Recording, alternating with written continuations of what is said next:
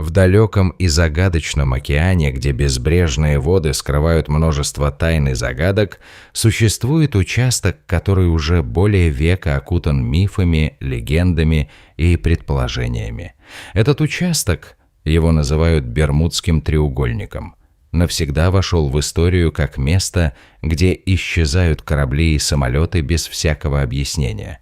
Место, которое на картах зачастую обозначено как пустое пространство или просто зона исчезновений, вызывает у людей множество вопросов. Почему сюда заходят судна и воздушные суда, и почему большинство из них исчезают без следа, почему именно этот район стал центром таких многочисленных легенд? Все это вопросы, на которые до сих пор нет однозначных ответов. И, возможно, никогда не будет. Но одно можно сказать точно: таинственность этого места продолжает привлекать умы ученых, искателей приключений и мистиков со всего мира, порождая новые гипотезы и догадки. Истории исчезновений в этом районе – это не просто рассказы путешественников или моряков. Это целая вселенная загадок, которая породила множество мифов и легенд. Водные просторы вокруг Бермудского треугольника, усыпанные обломками кораблей и списками пропавших судов, создают образ опасного места, где даже самые опытные капитаны и пилоты могут оказаться в ловушке. Многие считают, что в этих водах существуют магнитные аномалии, которые сбивают с курса навигационные приборы и вызывают панические атаки у экипажей судов и воздушных судов. Другие уверены, что в этом районе бушуют природные катаклизмы, сильные штормы, гигантские волны и неожиданные смерчи, способные поглотить любое судно или самолет за считанные минуты. Однако, несмотря на все эти теории, причина исчезновения остается загадкой. Ученые и метеорологи не могут дать однозначного объяснения, а мифы продолжают расти и множиться, питаемые рассказами очевидцев и слухами. История этого региона уходит в глубокое прошлое, и первые следы аномальных явлений можно проследить еще в XVI веке. Тогда, когда Христофор Колумб впервые пересек Атлантику, он заметил необычные явления, странные отклонения компаса и загадочные световые вспышки в Саргассовом море. Эти наблюдения породили первые легенды о том, что в этих водах скрыты какие-то невидимые силы или загадочные структуры. Колумб, столкнувшись с необычными магнитными отклонениями, предположил, что здесь есть что-то сверхъестественное или невидимое глазу. Эти идеи закрепились в умах последующих поколений и породили еще больше легенд о таинственных явлениях в Атлантике. Впоследствии такие наблюдения стали частью рассказов мореплавателей, которые сталкивались с непонятными световыми явлениями, внезапными исчезновениями судов и странными шумами в ночи. Все это создавало образ загадочного места, где природные законы, казалось, работают по своим особым правилам. Одним из первых известных инцидентов, который получил широкую огласку, стало крушение корабля «Свенчер» в 1609 году. Этот корабль, отправившись из Англии, достиг берегов Бермуд и разбился о рифы во время мощной бури. Экипаж, несмотря на сильное повреждение судна, сумел спастись и добраться до суши, но сама гибель корабля стала началом легенды о проклятых островах, которые будто бы наводят ужас на всех, кто осмелится сюда зайти. С тех пор эти острова стали символом зла и опасности. В течение многих лет считалось, что эти земли – место, где царит сила тьмы, и что кто-то или что-то защищает их от посторонних. Впоследствии эта история получила развитие в мифах и легендах, распространившись в Европе и Америке, создавая образ островов, которые могут поглотить любое судно или человека, оказавшегося в их пределах. В 1881 году произошел еще один загадочный инцидент. Команда другого корабля, Эллен Остин, заметила в Саргассовом море пустой корабль, дрейфующий без экипажа после сильного шторма. Этот корабль был найден без признаков битвы или механических повреждений. Его командиры исчезли без следа. Этот случай еще больше усилил миф о необъяснимых исчезновениях в этом районе, и слухи о корабле-призраке стали распространяться среди моряков и жителей прибрежных городов. Хотя в официальных документах не было зафиксировано никаких трагедий или экстремальных ситуаций, слухи о мистическом судне, которое появляется и исчезает в самых неожиданных местах, продолжали жить. Некоторые считали, что это проявление сверхъестественных сил, другие, что в этом есть природные объяснения, связанные с магнитными аномалиями или необычными погодными явлениями. Но самым крупным и трагичным событием стало исчезновение транспортного корабля СЭС в 1918 году. На борту находилось более 300 человек и груз из 10 тысяч тонн марганцевой руды. Исчезновение этого судна стало крупнейшей небоевой потерей для ВМС США. Вся страна была потрясена. Не было ни сигналов бедствия, ни известных причин, почему корабль просто исчез, словно его поглотила сама земля или вода. Этот случай вызвал волну страха и слухов, породил множество теорий о том, что в этом районе существуют невидимые силы или что корабль был жертвой природных явлений, которые невозможно было объяснить в те времена.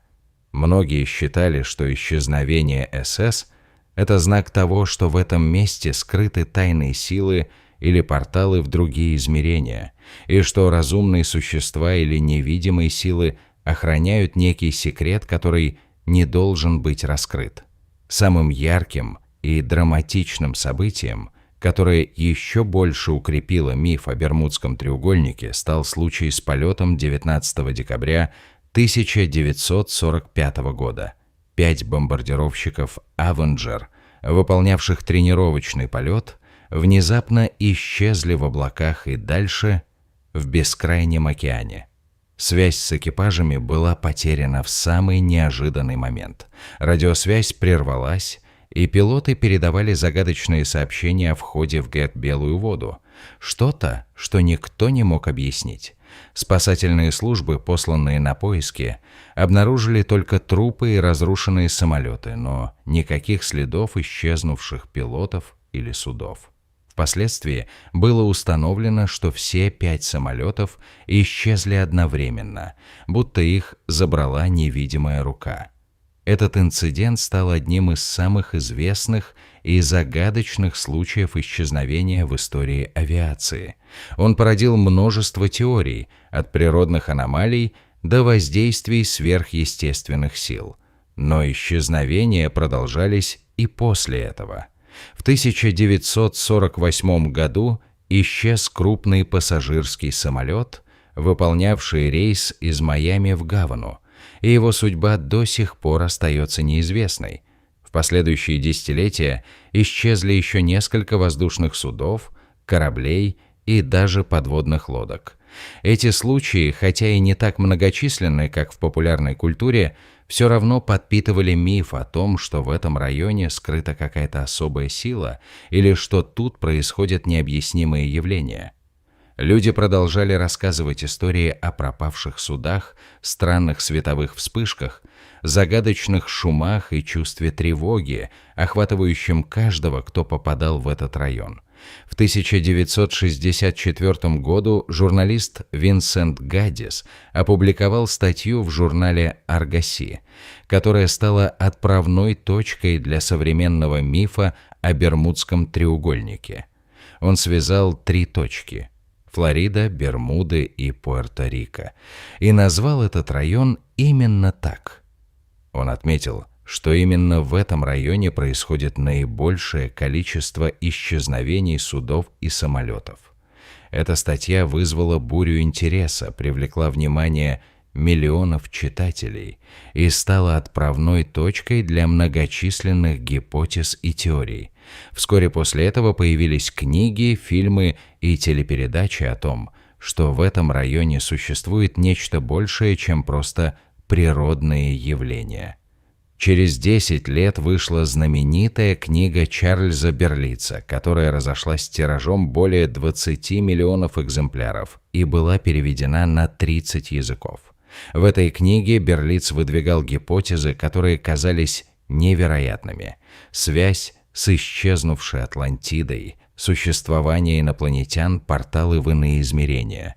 Он говорил о том, что в этом районе скрыты древние тайны, и что именно здесь происходят события, которые можно назвать проявлением сверхъестественного. Эти идеи оказали огромное влияние на массовую культуру, вдохновляя фильмы, сериалы, книги и даже игры о пришельцах и загадочных исчезновениях. Со временем ученые начали искать реальные объяснения. Одной из популярных гипотез стали магнитные аномалии, которые могли сбивать навигационные приборы судов и самолетов, вызывая ошибочные действия экипажей. Исследования показали, что в районе Бермудского треугольника есть линии магнитных линий, которые могут менять свое расположение и влиять на навигационные системы. Однако позднее было установлено, что эти линии перемещаются и меняются, и современные компасы ведут себя в этом районе не более странно, чем в других частях океана. Другие ученые предположили, что сильные ураганы, внезапные штормы и гигантские волны – все это вполне объяснимые природные явления, способные поглотить любое судно или самолет, если они попадают в их зону действия. В 1995 году зарегистрировали случай гигантской волны высотой 26 метров. Волны-убийцы, которая способна поглотить целое судно за считанные секунды. Глубокие течения Гольфстрима, движущиеся со скоростью до 5 узлов, способны уносить корабли на сотни километров от их курса, особенно в плохую погоду или при ошибках экипажа. В 2016 году норвежские ученые обнаружили на дне океана кратеры, связанные с выбросами метана. Газовые пузырьки, поднимаясь к поверхности, могут резко уменьшать плотность воды, вызывая внезапные и сильные волны, способные разрушать все на своем пути.